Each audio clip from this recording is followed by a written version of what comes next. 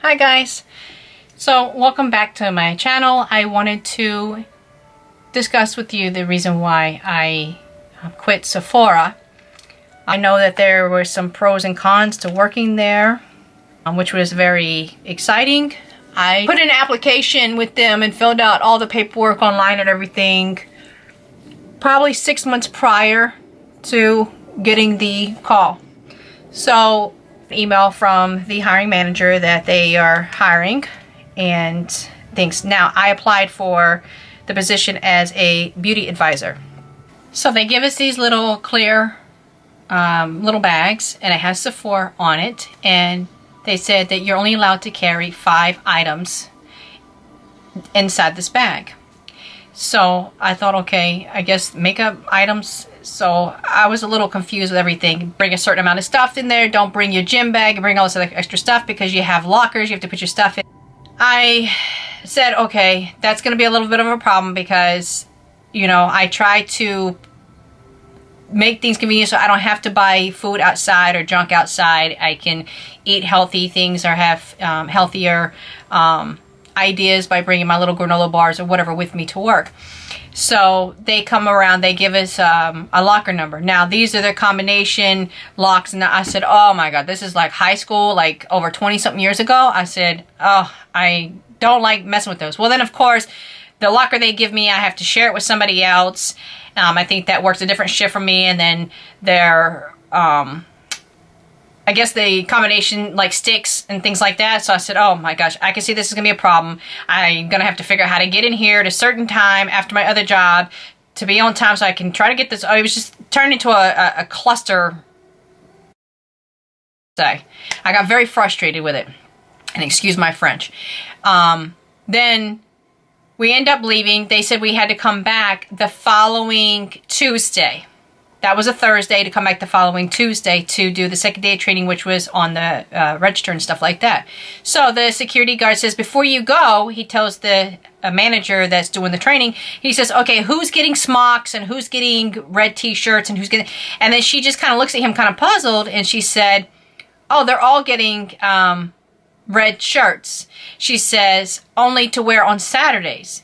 But otherwise, no one gets any uniforms, the black shirts or anything like that. You have to go and buy your own things like that. And I thought, okay, this is a seasonal thing. This is going to be over on January 12th. And I'm not going to go out and buy more clothes that I'm not going to normally wear all the time to go anywhere else. So they have us training. They have us doing some stuff on a computer and stuff like that. And she says, okay, we're going to do training on the registers. And so I was like, okay. I was like, is that standard that everybody has to learn the register and whatever? And so she says, yes, everybody has to learn the register and stuff. And I said, oh, okay. And then she says, well, everyone here is cashiers. And then I thought to myself, no, I did not apply to be a cashier. She says to me, were you not told that? And I said, no, no one explained anything to me. I applied for a beauty advisor, and I thought that I definitely was going to be a beauty advisor, and that's it. So she says, oh no, when you're seasonal help, no one comes in right away as a beauty advisor. Everyone has to start off as a cashier and stuff, which I know is not true because I know other people that work at different Sephoras, and that's not the case. I think it's more of who you know in this particular network. So I just told her, I was like, okay. And then it was like, well, you're not allowed to wear this, you're not allowed to wear that, you're not allowed to have your nails a certain length, you can't have those pointy nails, you can't wear leggings, and it was like everything that they were telling us you can't do. All the people that were on the floor, or as they call it, this stage, had those pointy nails, or they were wearing leggings, and it was just like crazy. It's like they don't stick behind what they're trying to tell you when they have the other employees doing the total opposite anyway. So when she told me that everyone is cashiers and stuff, I was like, okay, I did not apply to be a cashier. You know, that's just not my type of thing to do, and that's not what I'm looking for in this particular career field. even if it's seasonal. So anyway, she goes on to show us how to do the register. We learn how to sign on and do this and stuff, which is, you know, fine and dandy. And, you know, I'm a little frustrated because what they told me is actually not the truth.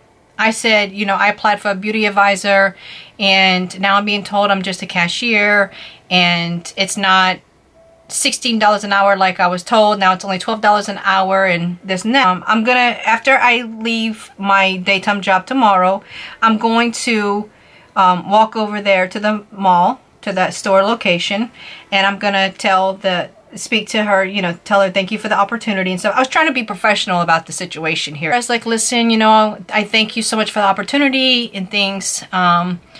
But unfortunately, I didn't apply to be a cashier. I applied to be a beauty advisor, and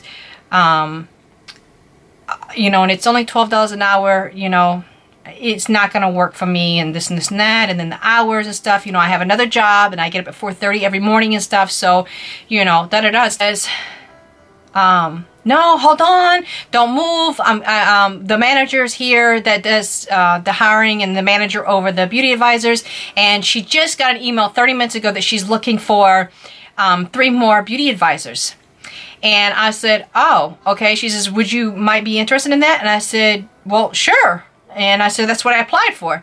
So she said, okay, hold on. So she goes to the back, and then I walk around, I'm walking around and stuff, and then she says, oh, come in the back, come in the back. So go in the back, and then there's another manager I've never met before. And she says to me, oh, hi, and da-da-da. She says, you went to cosmetology school? And I said, yes, ma'am, I did. And she says, oh, she says, what school? And I said, Parisian, the Paul Mitchell School. She says, oh, that's one of the top schools here in New Jersey, and da-da-da. Okay, you know. And then she says to me, are you interested in a beauty advisor? And I said, yeah. I said, that's what I applied for. I said, not as a cashier.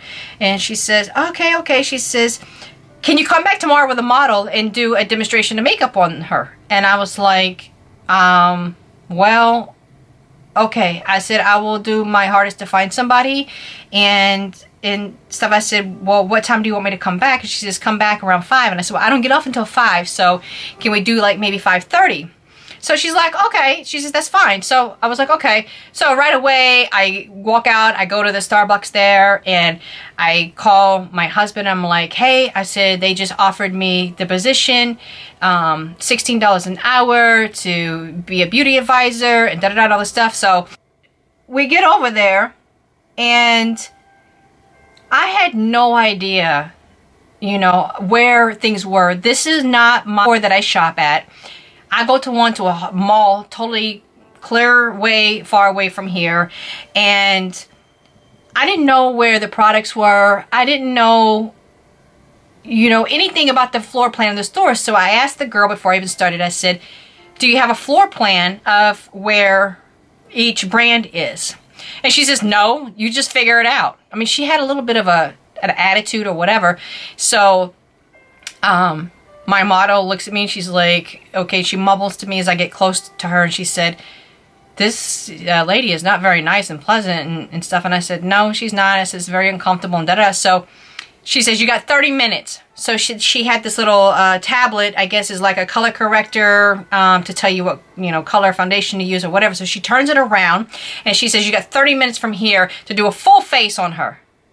And I was like, okay, I don't have brushes. And she says, you can use mine.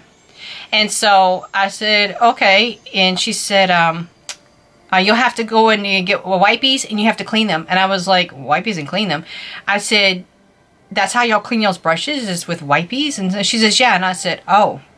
I said, she says, why? Is that a problem? I said, well, that's just not completely sanitary if you're using, you know, all these brushes on different people and stuff. So she looks at me and she says, I can see you're going to be a problem. And I was kind of like, okay, now this broad is like lost her damn mind, and okay, I'm trying to keep my composure so I don't get upset and go cuckoo on her. So then she says to me, well, you need to get it together and da-da-da and stuff. And I just thought to myself, okay, well, I don't know where stuff is, you know, and I'm going to have to look around. So she says, well, remember, you only got 30 minutes. So I thought to myself, I'm like, how the heck am I going to put a full face of makeup on this, on my model, and I don't even know where these damn products are. So I scrounge around. I'm trying to find stuff, moisturizer and primer, and I'm trying to get everything that I can on hand to put on my model. So first of all, let me back up. When I asked the girl, where's the makeup that I'm to use on my model, where do I get it from? And she told me it's the testers. I almost had a freaking heart attack. You mean to tell me you want me to put this stuff on my model's face, which is my coworker and my friend, that people touch and is probably contaminated? And I thought, oh my God. I was like, do I go and say something to my model? Like, this is so disgusting. I would never in a million years use any of these testers on my face. Maybe on my hand, but not on my face. Never. And I thought, oh my God. So as I'm standing there and I'm walking around the store and I'm trying to pick up products and da-da-da stuff, I see all these women in there. Women that are in their 40s putting this stuff on their lips. And are you kidding me?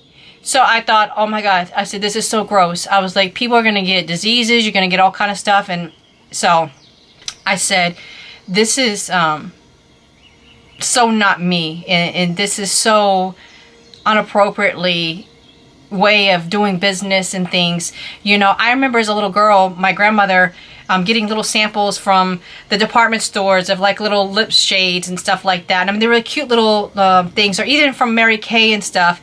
And she would, you know, use those or whatever to see if she liked the color and stuff. And then I thought to myself, oh my God, like, I got to put this stuff on my model's face, and I don't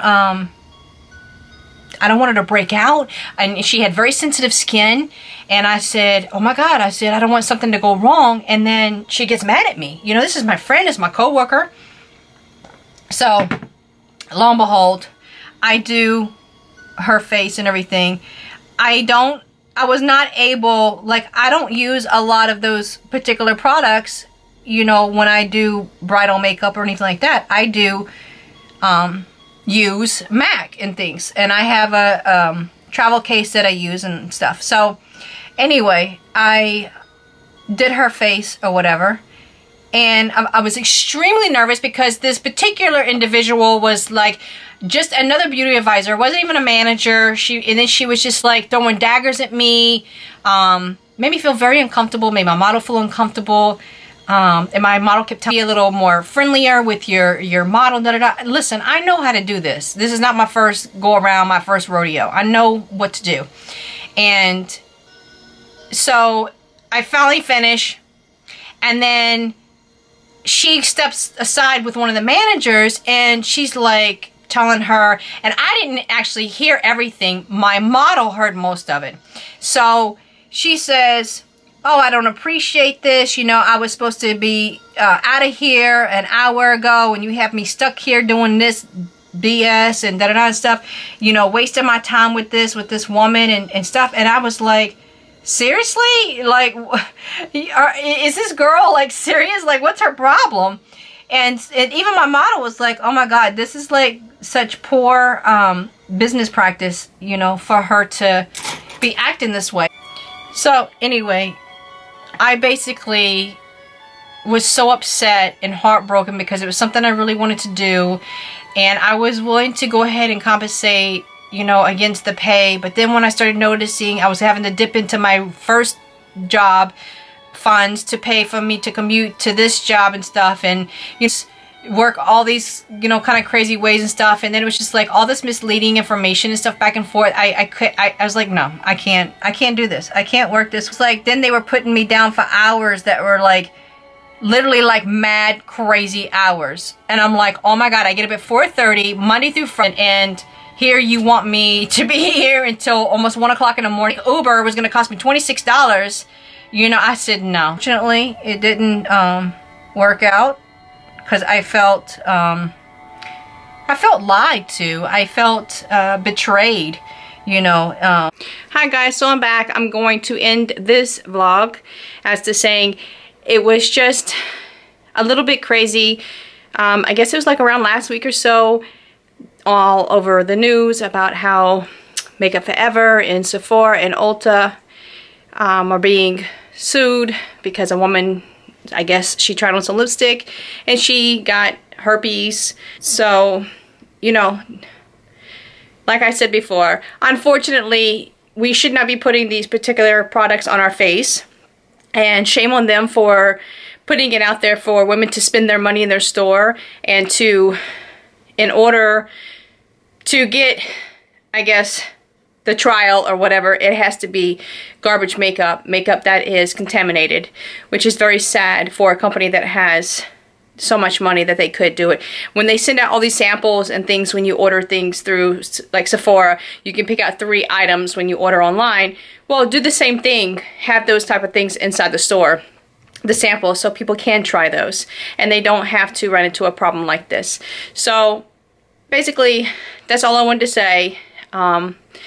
Being that I saw that on the news, I said this exactly says everything all up into so many words of why I decided to leave Sephora. I felt like it was not for me to use the makeup in that form.